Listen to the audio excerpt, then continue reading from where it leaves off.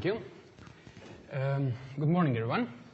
My name is La'Vet, and I'll be giving this talk today together with my colleague Davor Hunski. Officially, we are credited. Oh, but we're not on the display. Yes. Yes. So, okay. As you can now see, we are officially credited as Chief Technical and Chief Creative. But we've never been too strict with roles in our team, so at any point anyone can be doing anything. It's only normal for a relatively small team. Lately, the two of us have been leading the design and development of all the recent Crow Teams titles. Crow Team is a veteran game development team from Southeast Europe, and we're best known for Serious Sam games, which we've been making for the past 20 years. We've only made Serious Sams. But now we're here to talk about something completely different.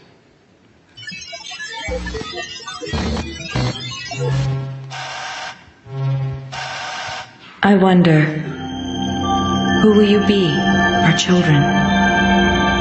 Will you love us for having created you? Will the world you build be like ours, or so different that today we cannot even imagine it? Step into the light, child. Is there anything that we associate more closely with intelligence than curiosity? Our mythologies are full of riddles and mysteries and divine knowledge. My child, you may go freely to all the worlds of my garden. But if the tower tempts you, be wise. Do not let yourself be misled by doubt. For it shall bring death and the end of your generations. So be it. Let your will be done.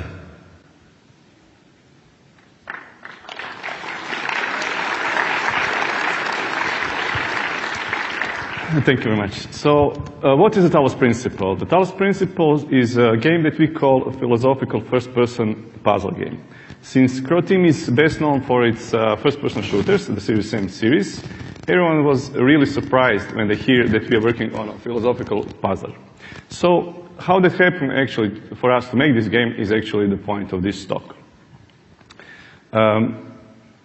We will be talking a little bit about reactive design as a concept, then how this game was actually conceived, about what we experimented with during the production of this game, zatim a little bit about public tests and the demo itself, importance of the value-added content, productivity tools that we use to make the game, and a little section about what went wrong.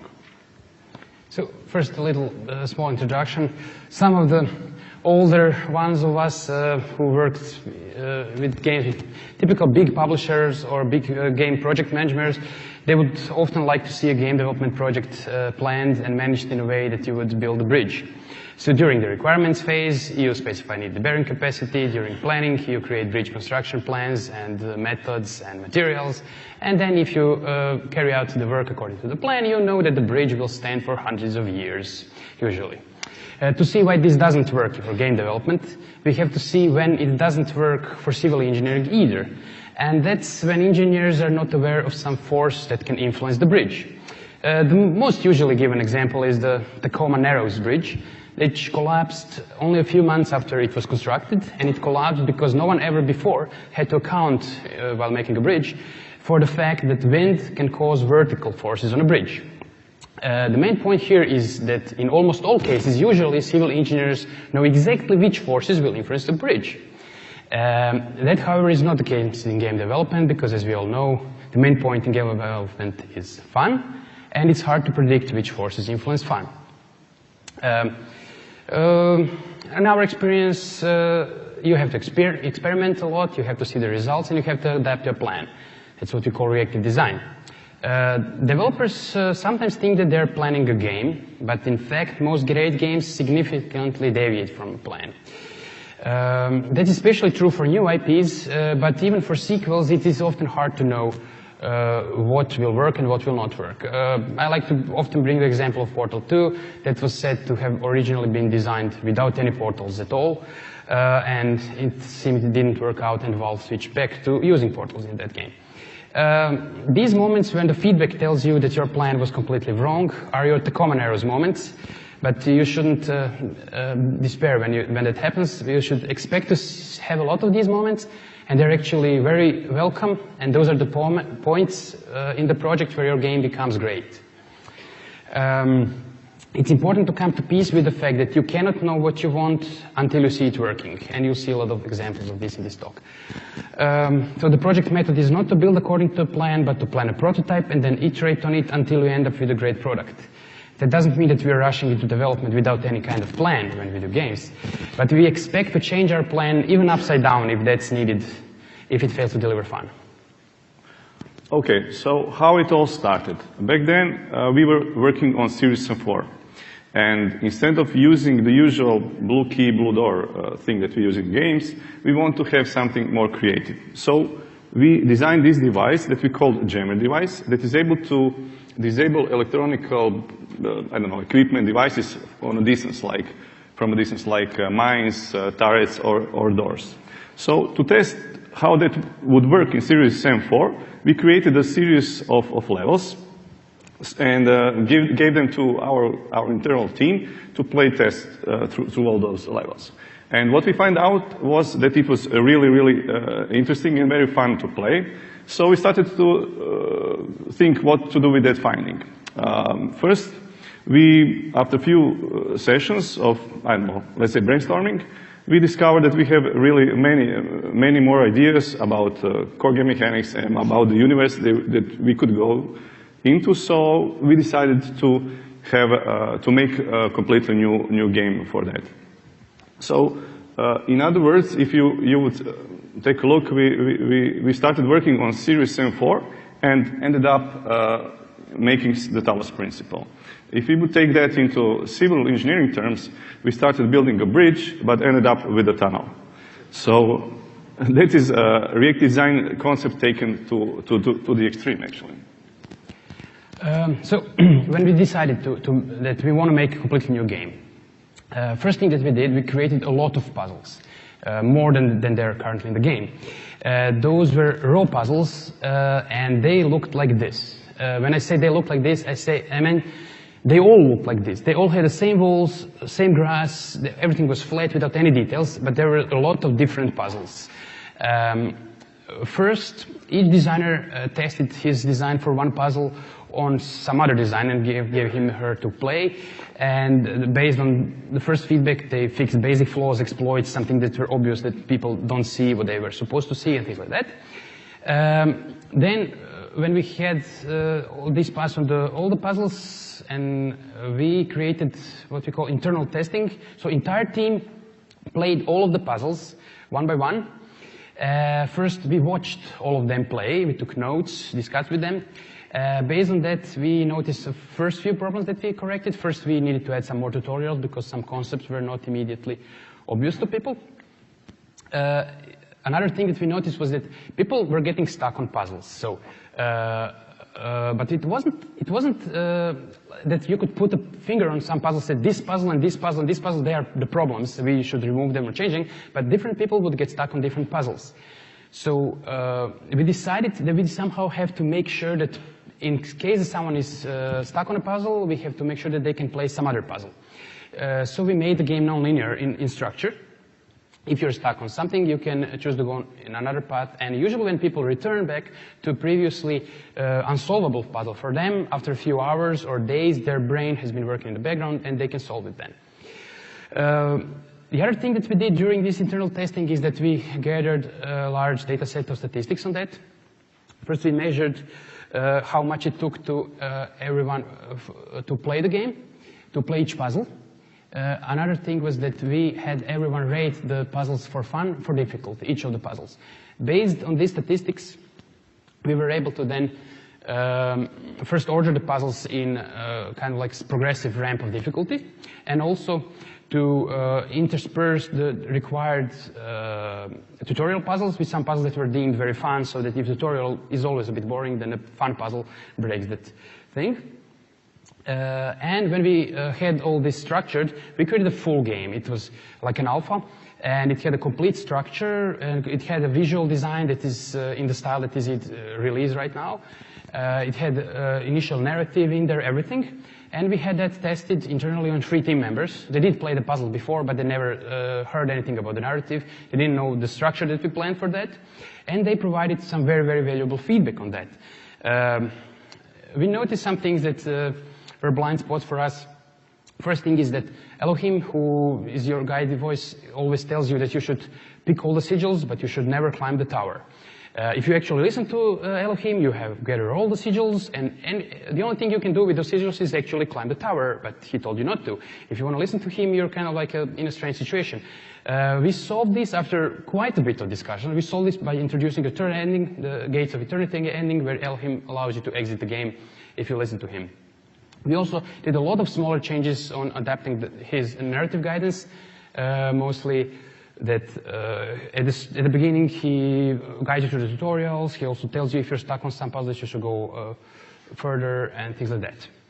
So after we implemented all this feedback back in the game, which took quite some time, we created a beta version of the game, which we tested in 2 different ways. First, we brought over several friends one by one to the office and had each of them play through the game. First few 2 or 3 hours, we watched them play, and we took notes. We discussed the problems with them. Then we let them go home and play the game from their save completely, and they came back with some more feedback.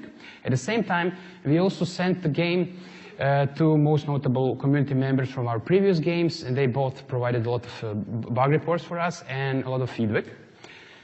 Based on all that, again, the game that seemed complete was showing a lot of more problems. The most glaring problem was that at the start of the game, it took a lot of time for players to play through the Rome before they could first exit into the next worlds, into medieval and Egypt. And it felt kind of like boring because you think that the entire game is just Rome. We decided to do some really extensive cuts there. We removed a lot of redundant puzzles that were not necessary, shortened the Rome episodes so that we completely removed 1 level from it. All this work required extensive rework of the sigil progress, which tracks which sigils you pick by solving which puzzle, and also which lock requires which sigils. It's a large table that looks like this, and it has to be rebalanced so that at any point you can be sure that the player, by solving one of the remaining puzzle, can gather enough sigils to unlock the next lock that gives him more mechanics to solve more puzzles and all around. At the same time, you have to make sure that there's enough redundancy that if a player is stuck on one puzzle, he can play some other puzzle to get the same sigil. It takes several days to rebalance this table after each change, but all this work, both on the levels, which was a great amount of work, and this rebalancing, all that was very, very worthy. Because after that, the results, the players were very much more satisfied. On the other hand, we also wanted to improve the visuals and open the levels so that when people start playing, the Rome first itself looks better, and in general, when you're you solve a puzzle and it's exhausting because it's very hard work to think through it. You have some time to take a pause, look at the beautiful environments, and you can explore much more around. The difference is like this. Before, each of the levels had a small enclosed area, a hub, that you can exit from that yard into several different puzzles. In a lot of the levels, we opened up those areas so that you can walk around. You can see the background. Usually it's the cliffs or it's some island or something, but it allows much more space for players to explore. They feel more free. And we were able to put much more secrets, Easter eggs, QR codes, hidden terminals with more bonus text there, so the players have more time to pause between different puzzles to rest. So all this about wraps up the big changes that we did on the general game structure, but there was much more work on smaller game mechanics, and Darov will now talk a bit more about that. Okay, so I will try to list a little list about a few small examples that we iterate really intensively during the production of this game. First of all, one of the most iterated thing that we had in the game was so-called recorder mechanic. After first several iterations, we had a thing that is not working. People are not being able to play it easily, and we're not enjoying this mechanic. So we gathered together a team of like 5 of us, really determined to get the things done. And we were like discussing for several hours. And after that, we were all confident that it will work like charm. And that's it, the final solution. So one programmer goes and code that for like 2 or 3 days. And we all get back together. And the thing is that inside like 10 or 15 seconds, we are completely aware that it's completely wrong. It was terrible. So after a few more iterations, we ended up with a solution that's using the game that is completely logical, but very intuitive for players to play with. One thing that we also iterated heavily were the mines. Initially, mines were really were very annoying for the players. They exploded in their face because they didn't know when the mines will explode. So we added several layers of audiovisual feedback, and we had to code in the prediction so the mines would not surprise players behind the corners. Then we had the connectors, the connectors lines that you are connecting. Our first implementation had actually was automated. So as you would put down the connector, it would automatically connect with other sources, targets, or other connectors. But in some situations, that would not work. So we completely removed the automation and replaced it with manual selection, which really was very comfortable for players and for us also. One thing that we also heavily iterated and changed it 100 times was head-up display. So in this picture, this is one of the occasions how that looked like in the middle of development. In the bottom right corner, you have this inventory marking that was supposed to help players to know how many sigils they have and stuff like that. But it was really not giving any new information. It was just complicated stuff, so we removed it. In the middle, you can see how the signs that we use around the levels that show you which sigil you can pick were auto-connecting with the markings of the locks. So the player was supposed to see, using these lines, which sigil would end up being used on which location in a lock. But as you can see, it's really complicated. So at the end, we also removed that because it wasn't helping. It was, like making things more complicated. So we did many changes on the head-up display. Actually, I think most of them were just simplifying the stuff down. So then we have this issue of numbering of level gates.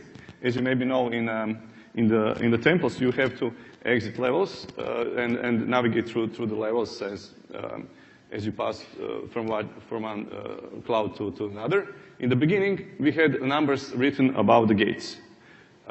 We thought that would work, and we saw that people just wandering around, didn't know to go anywhere because nobody was noticing that. So we just put it down and to the ISET level, and we thought that will help, of course, because it will be much more notifiable. But then, again, nobody was seeing that. So we just ended up with this version where you have a holographic plane and a huge number written all over, like the door in front of you. So you have to pass through the number, and there is no way that you would miss that. So another thing that we also have to change in this situation regarding the ordering of the level gates. In the beginning, we thought that this clockwise ordering that you can see down here will work. It's obvious, you made it in clockwise order, but player, this is the view what players saw in that version. As you can see, as they exit number 1, they saw number 6 and number 7 gates in front of them, and people were just, going straight ahead and ended up in a gate that we didn't want them. It wasn't what we intended to have. So in the end, we ended up with zigzag fashion. It took some rearrangements and to do that. But as you can see, after that, as player exits number 1, gate number 2 is just in front of him, and everything looks like a charm. So the one thing that actually really helped us in getting stuff polished and iterated so many times is the demo. We were asked by the Sony guys to show the game on E3. So we started by taking one level out of the game and simplified it initially, changed a few puzzles, and we created something that we thought it was a demo. So we play tested with that version with two guys that never saw the game, like inside our offices, and we saw that two very smart guys, but it was too complicated for them. So we simplified it again, and then we took that version and went to one show. Then we noticed how people are playing there, and saw that it needs to be changed and simplified even more, and we repeated that after each show. So at the end, we ended up with completely different and much simpler puzzles, but the demo itself was really great at the end. We noticed that almost 90%, maybe even more people that sat down on the show and started playing. It was like half an hour demo. Everybody just finished it, and after that, they said it was really, really fun.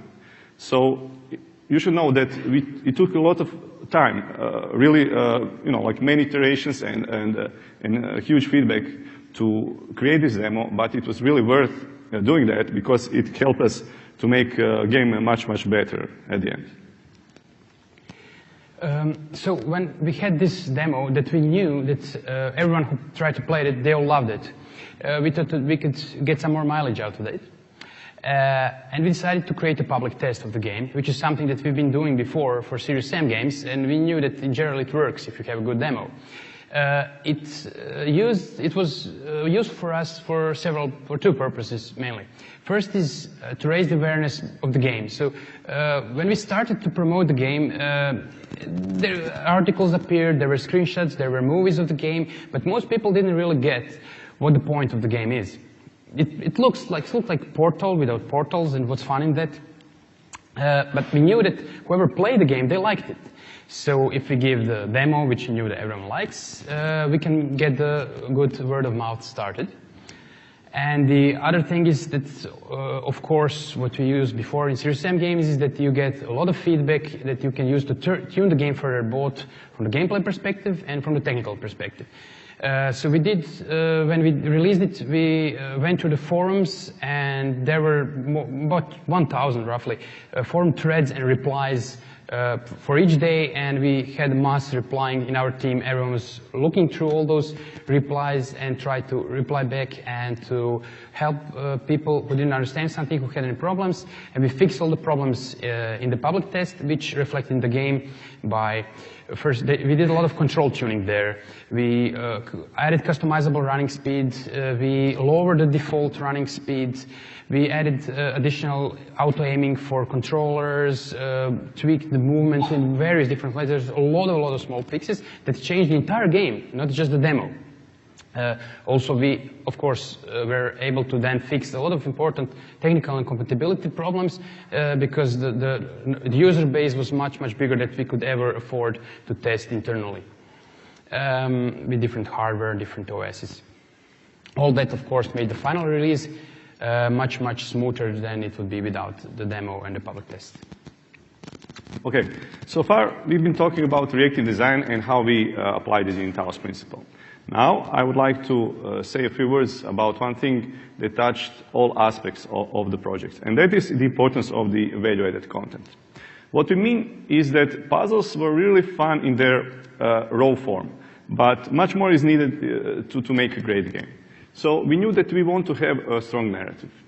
We contacted Tom and Jonas, and they wrote us a mysterious and engaging narrative that occupies players' imagination and creates an incentive for players to play further in order to discover more of the story. So, to enable writers to do their job properly and easily, we gave them tools to quickly test their dialogues directly inside the game. We had to, on the other side, on the content side, we had to make really a huge amount of changes to support the narrative that the guys were delivering. And in the end, it ended up being much bigger than we planned. But we said it's okay, because we really find that it's fun and bringing something to the table. So On the other side, we also added several layers of, let's call value-added content. We add much variety to the music. Then we added many secrets and complete secret levels. Then ability to write down the QR codes for the players. We added really numerous like 40+ Easter eggs. And what we could tell you guys is that bottom line and our best advice would be that you should be generous on this value-added content. It really brings much to the table. Okay, so to be able to do so many iterations and to create value-added content in that scope, we needed really great tools. So our team is really small, so we have this so-called mantras. We need this short iteration time.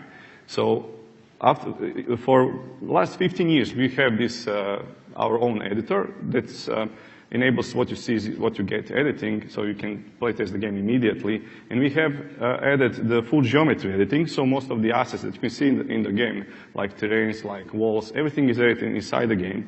So, for example, we also added one system that enables the global animation solving using the GPU. But in general, our team would do anything just to speed up the production process. So whenever a content guy or guy that creates levels or whatever has some problem with the level editor, we would just go ahead and attack that issue and completely remove it and add whatever is needed for them to be more productive, so we can iterate game more times and make it better. So besides a lot of those tools that we've been gathering through the years, two relatively new tools were cornerstones for this game. The first one of them is automated testing. So the premise is that the game is much bigger than we ever worked on, 20 to 50 hours of game time for a normal player. It takes a human tester who's really proficient with the game. He knows everything. He knows where to go to play the entire run with all the secrets, at least 10 hours. Which is something we cannot really afford. We cannot have a lot of full-time testers, and we want to do a lot of iterations. So the solution for this was to create a bot who can test the game. Bot, of course, is never deconcentrated. He can always run the shortest route. He knows everything. He can do it in 4 hours. But even better than that, the bot can do that in 4 hours of game time. Which means that since it's a machine, we can run it in fast-forward mode, as fast as the CPU can allow.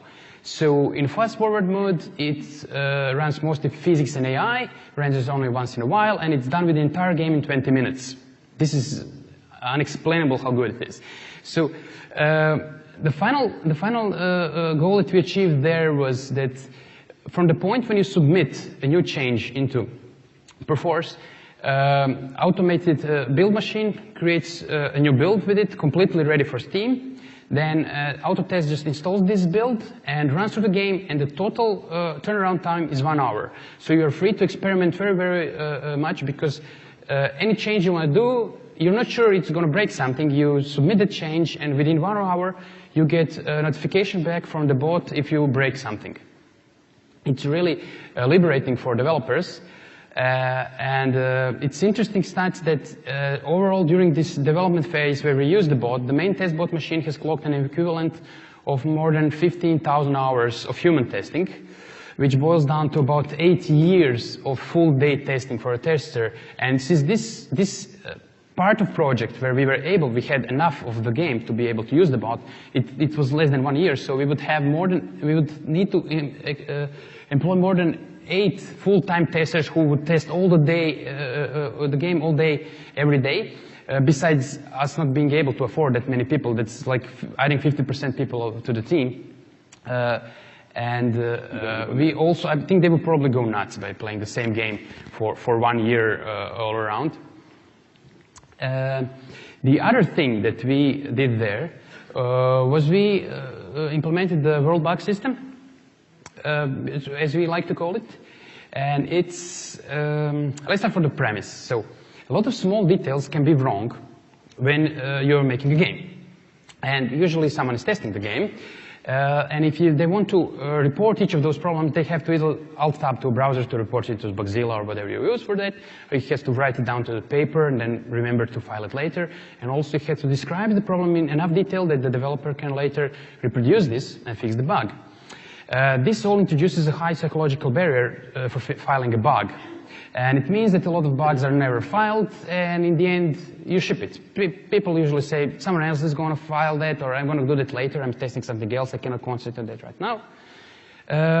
On the other hand, similar barrier appears for developers when they want to fix the bug, they look at the bug report, and maybe the bug report is not as detailed as they would like. They're not sure if they're going to be able to reproduce it. They have to spend time to go there, see what it's about.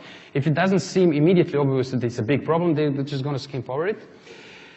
And again, you end up with a lot of bugs that you ship in the final product, which is bad. Our solution looks like this. When you see a bug in the game, you put your crosshair pointed at the problem, and press one key, and a small dialog appears, and you just write one sentence, like, grass disappears when I move close to this location. A pin appears there with this text. You press enter and you go. You're off with what you were doing at that point. There's the interface that you can browse through all those bugs. You can see them here in 3D. And you see all the bugs that other people have reported. You can attach screenshots, logs to these reports. And overall, this makes the tester's life much, much easier and allows the tester to report much more bugs and make the whole process much more enjoyable. On the other side, this is what developers see. They see a list of bugs.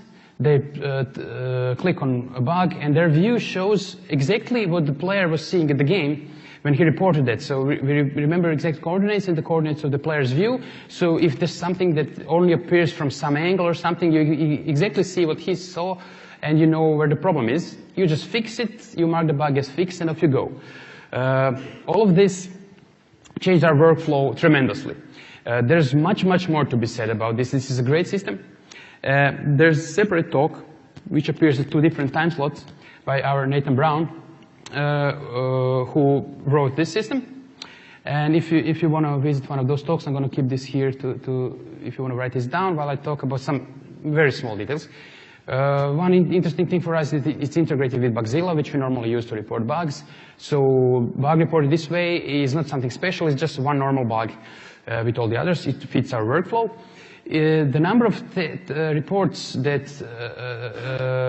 is the result from this system has increased significantly. So in previous projects, a productive tester was someone who reported like 30 or 50 bugs for one project. Now, a productive tester has reported 300 or 500 bugs. It doesn't mean that we have more bugs in game.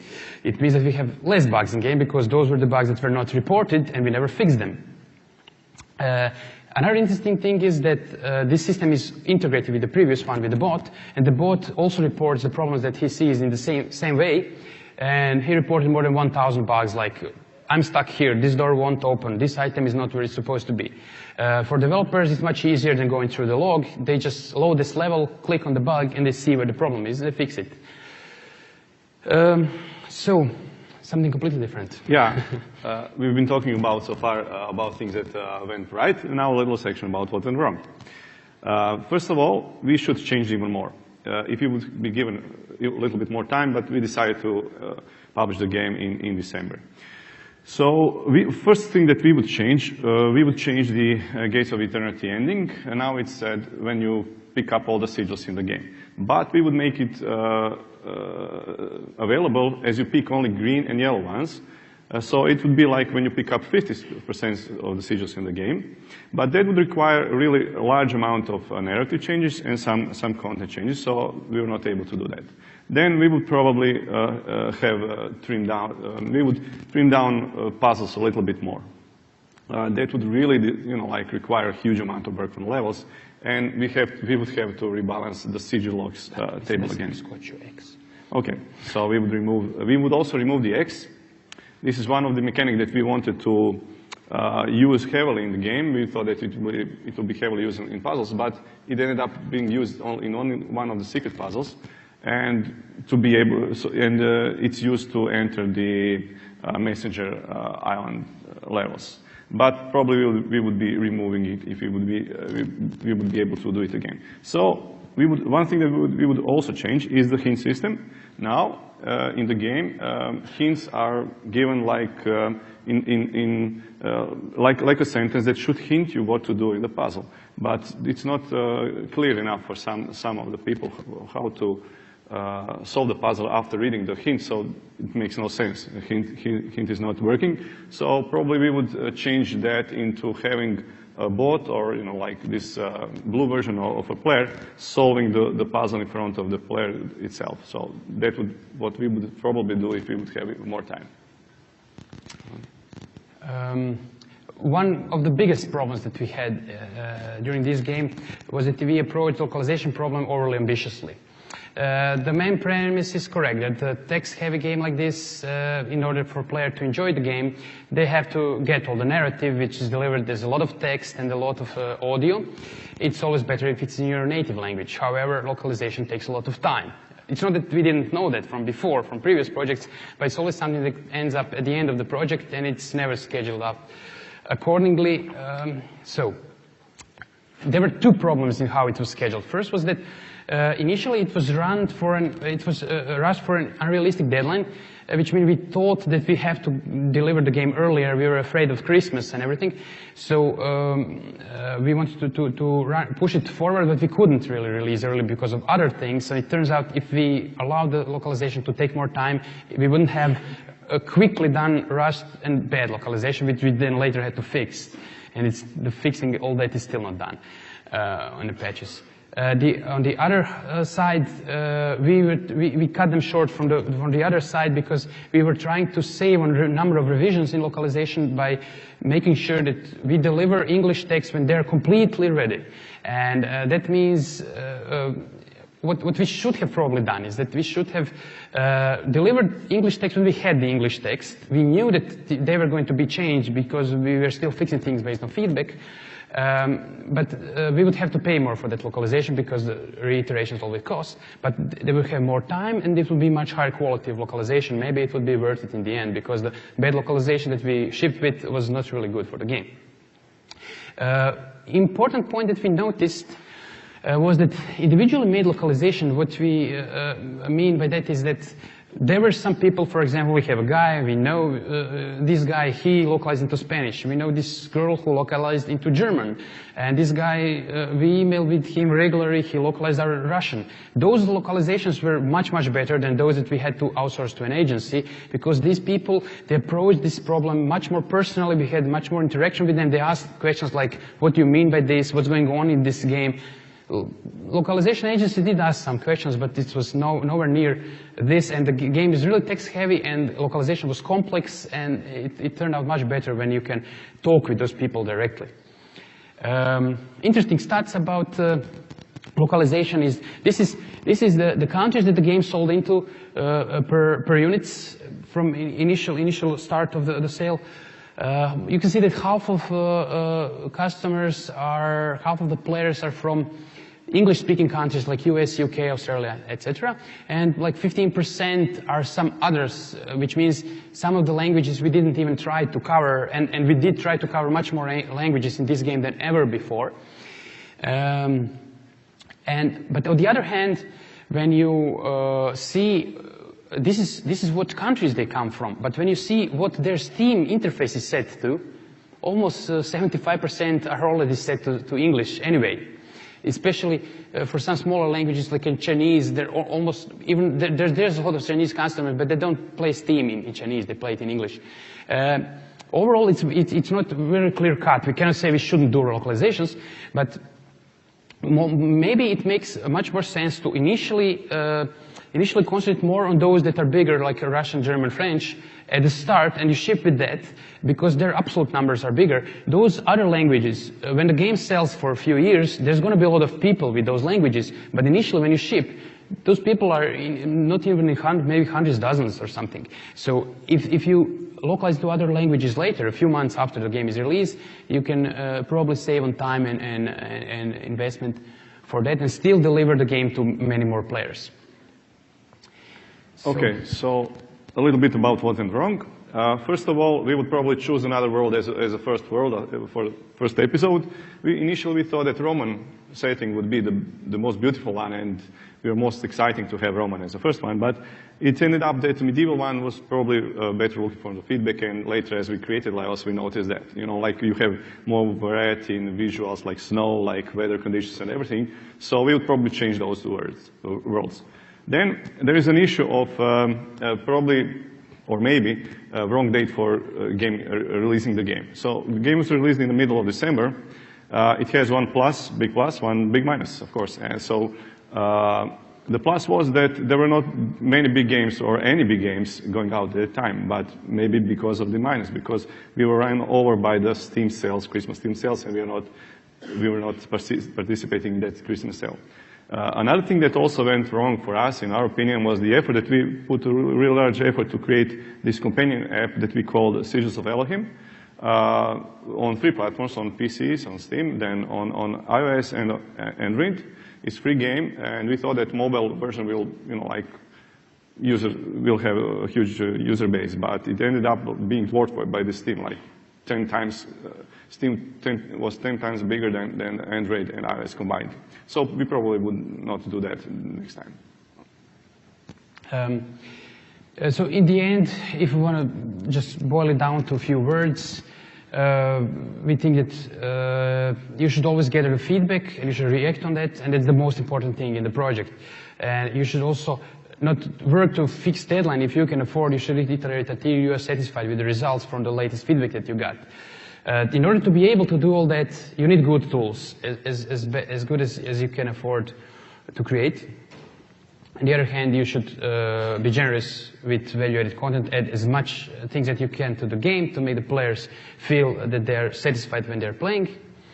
If we didn't do all that, we wouldn't even start making Talos Principle, and we made a game that we very much enjoy. So this is definitely a good concept, and we will certainly use it in our future titles. Thank you very much for your attention. I think we have about 15 minutes for questions, and later after that, if someone didn't play the game yet, we have a few free game keys to give out, so come to us after the questions. Thank you. Thank you.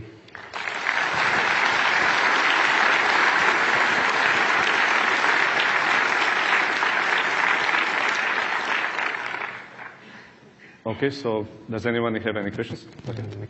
What was development time from beginning to end? And then part two of the question is how much time was spent on the project before you really knew what the project was? And then how much time was spent before you really had a sense for, at least a decent sense for the scope of the project as well? Okay, so, okay.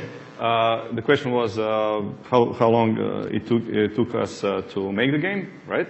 Then how long it was since we knew how the game would look in general, complete. Well, in the beginning,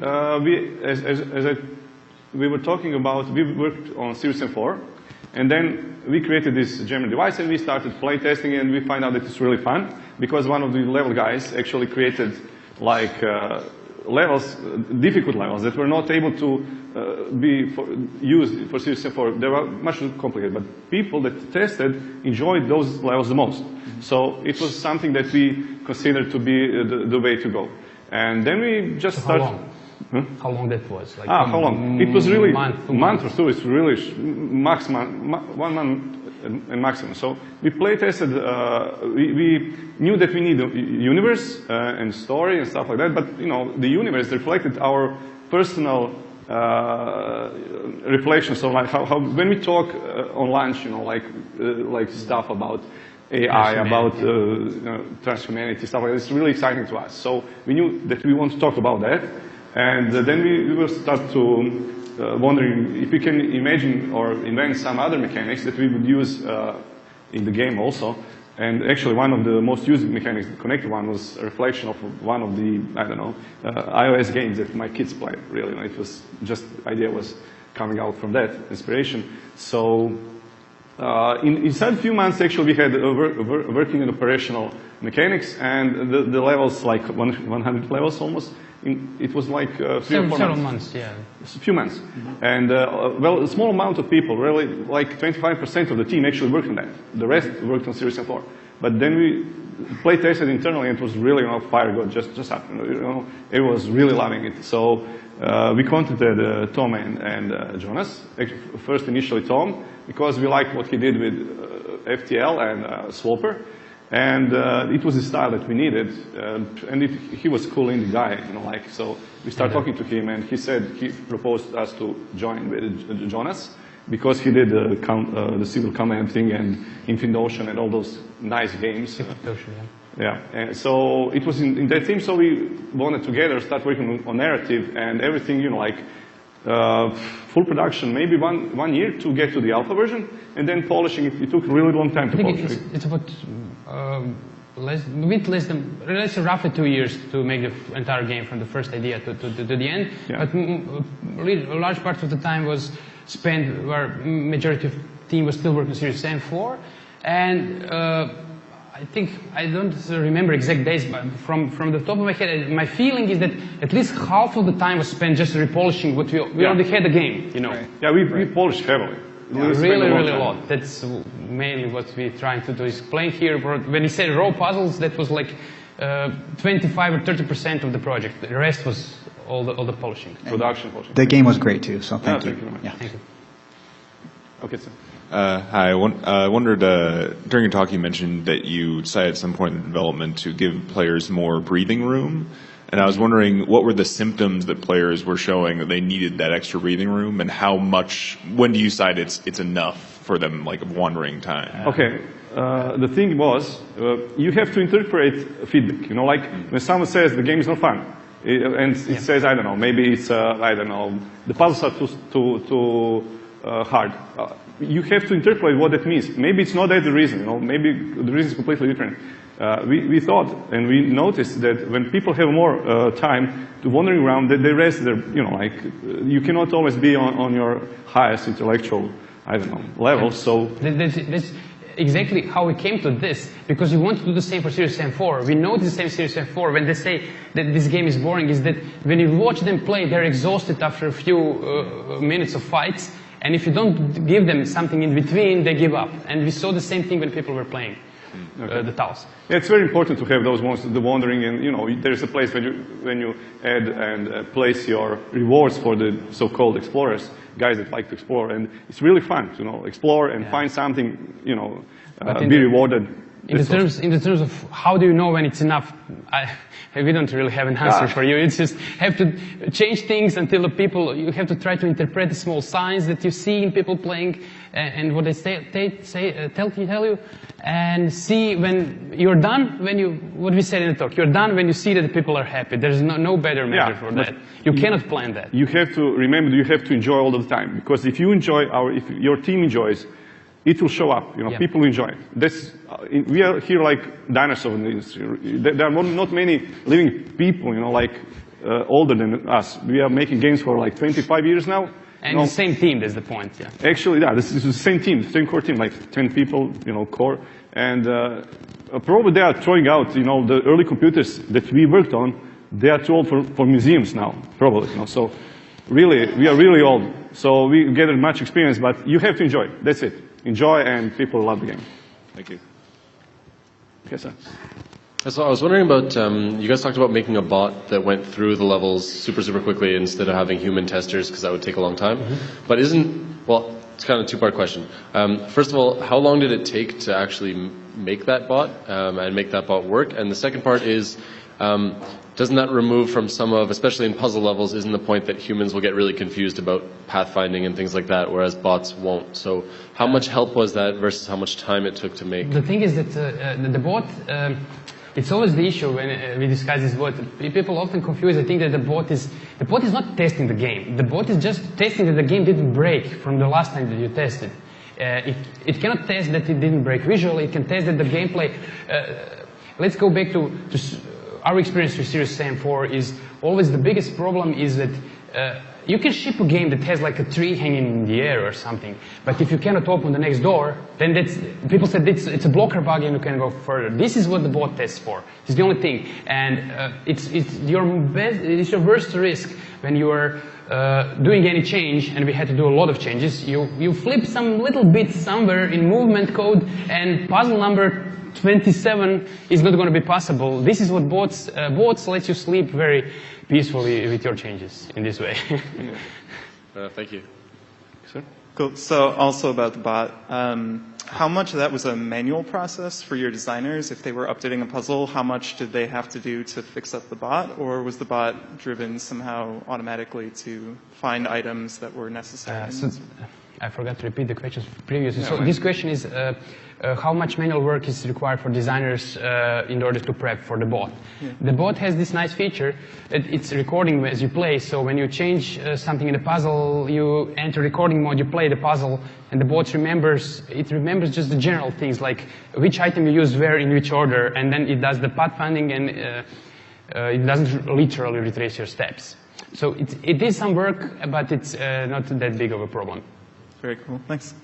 Okay.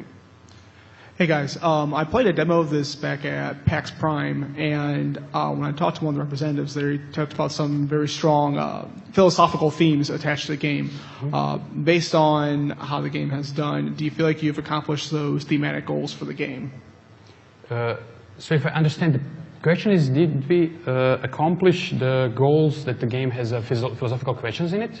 Yeah, I assume you were trying to explore some of these questions, or at least have the audience explore those. Yes. Do you feel like you accomplished those, and what do you think was probably the most effective part of that delivery of that theme? I think that it's a hard topic because different people approach this philosophy from different perspectives, and for some people who are really, we had people like, I'm a philosophy major and I think that this is just a simple thing, but this is for general population. We feel that from the feedback we get that a lot of people just love it, and it's kind of like open their mind much more. And it's definitely not going to open a mind for a philosophy major, but it's something that if we did that, it wouldn't be accessible to the general population. But it's something that we like. We like how it turned out. A lot of people say, most of people say that they like it, and even for me, and I guess for most of us, it opened our minds as well. Just think about all those things that much. Yeah. We really think that Tom and Jonas did great work. Yeah, but the point is that it is a reflection of our initial, our thoughts, our discussions. It's what you can see as Crow Team guys talk about during the lunch. Okay. Stuff like that. It's we are geeks, we are like intellectuals, we like to solve, I don't know, and we like to talk about religion, future. We don't run around with miniguns in real life. No, Okay. Thank you. No, thank you. Hi there. You described ordering your puzzles according to player feedback or internal feedback with the fun and difficulty. I was curious if there were other principles or guidelines you used to both design and order the puzzles that you made. Well, ordering of the puzzles. Well, that's key. That's important. We had some, some people said in our team that it's too slow. Some were not able to solve it because they thought that ramp is too fast. But we actually, I think that we just got it right. Okay, so it is not boring for the really experienced puzzle players, but we see that it is approachable for even small kids or stuff like everyone can start playing with that. So I think that we guessed it right, but we planned in advance, and we tested a lot. We had, make enough room for how they say that, tutorials, and then we spread them. We designed a lot. We actually spent really huge amount of time talking about stuff about designing where something should go, where it makes much sense to go, and then test and then people tell you're completely wrong. Yeah, that's completely okay. It's never good for everyone, and that's one of the most important things for us is here that it's open, so more or less everyone picks their progress as it fits them. It can never be a game for everyone. Okay. All right, thanks. Sir? So the fast forward button really improved my gameplay experience. Yeah. And it sounds like it was just created to support things like your regression bot and stuff like that. How did you decide to leave it in the game so that players could fast forward? We actually, that button we had it for decades. Some people used it in earlier Series M Classic games. Started from HD, we usually hid that ability from the final version because we started to care about cheats a lot and make sure the leaderboards are always correct. So we removed that abilities because people could cheat it the other way by slowing the time.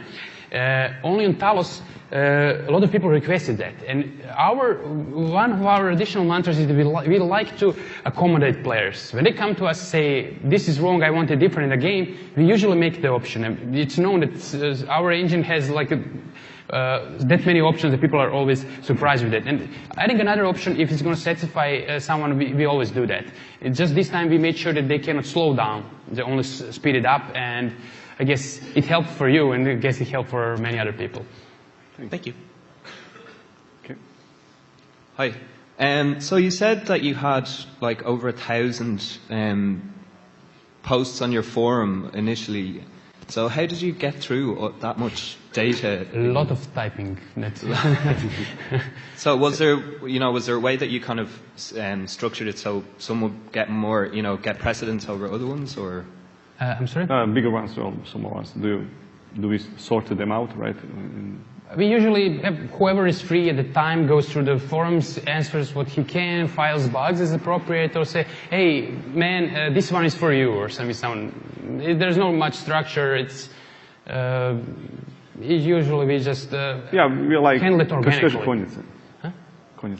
Like Calvary, like you just go and solve things out.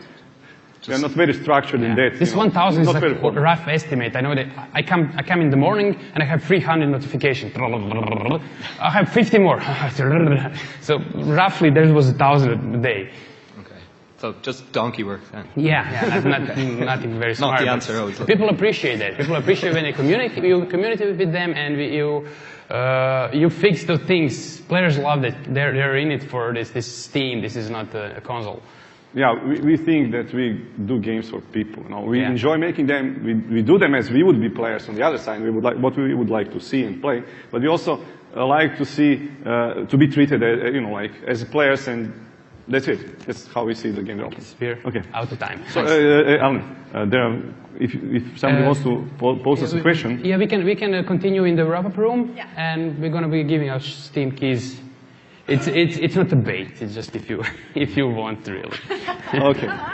Thank you. You don't have to write all move to the wrap-up room. Thank you.